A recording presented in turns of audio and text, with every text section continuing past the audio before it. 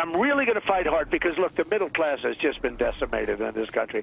So I said, I'm really going to fight hard for the middle class. I'm not raising it, and I'm not raising it in a business, but I could see the wealthy getting raised. But I'm not talking raised from where they are now. I'm talking about raised from my low proposal. On the minimum wage, I would like to leave it to the states because, frankly, every state is different. Every state has different cost of living and everything else. And I would like to leave it to the states. But I will tell you, $7.25 is pretty tough. Well, that was Donald Trump clearing up some of the confusion over the last, let's say, 72 hours, particularly when it comes to his thoughts on minimum wage and also taxing the rich. Trump, he threw some controversy and really on that rich part because I think he started at 1.3 million. A lot of people were worried about that. Let's talk to the experts right now, including Steve Moore, Representative Jeff DeWit. Eboni Williams is with us, as well as Representative Marsha Blackburn. Steve Moore, I got to go to you. You're the financial expert. If Barack Obama said he wanted to raise the minimum wage and tax the rich, would there be howls from your corner? Yeah, there would. And when I heard Donald Trump, because I was absolutely concerned about what he said over the weekend, it looked like he was taking some giant back steps. But, you know, I was very relieved by, you know, the clip that you just said where he explained his position. So what he's saying, and I've been helping work a little bit in revising the tax plan to make it, you know, maybe the cost a little bit lower, but in a way that preserves the pro-growth aspects of the plan. So maybe the highest rate won't be 28%. It might be a little higher than that, but it's going to be lower than we have right now. And on minimum wage, look, if states are stupid enough to want to raise their minimum wage, if California and New York wants to do it, I think it's a dumb thing for them to do, but states should be able to raise their minimum wage. We shouldn't have a federal minimum wage, Charles, because, you know, it costs a lot less to live in Alabama than in New York. Right. And listen, you know, I think we're already seeing the negative harm from a higher minimum wage already in places like Seattle. Retail jobs actually lost jobs last month instead of gaining them. Jeff DeWit, on that note, Donald Trump now clarifying here a little bit. I got to tell you, I was afraid not just because of conservative principles, but my own wallet. Because I got to tell you something. With this war on the rich thing is the scariest thing. I wish someone could sit down with me when I actually write that check to the IRS. Maybe I don't know all the loopholes because someone else is getting over. I'm not.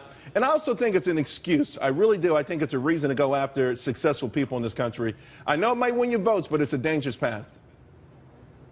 Well, you know, this is something on his website forever when you go into policies is that he wants to reduce the loopholes that are used only by the super wealthy. Yep. That's not a new position. He wants to simplify the tax code, and he's a businessman. So he's taking a very results-oriented approach to the plan. Most candidates throughout history, you know, come out and they say, I'm going to do this and this exactly. He came out with 4 points. He said, I want to, you know, reduce taxes on the middle class. I want to simplify the tax code. I want to grow the U.S. economy. And I want to do that without raising the deficit. Those are the main 4 points. And then he went into the plan of how he would do it. Yeah. Simplifying the tax code, 4 brackets.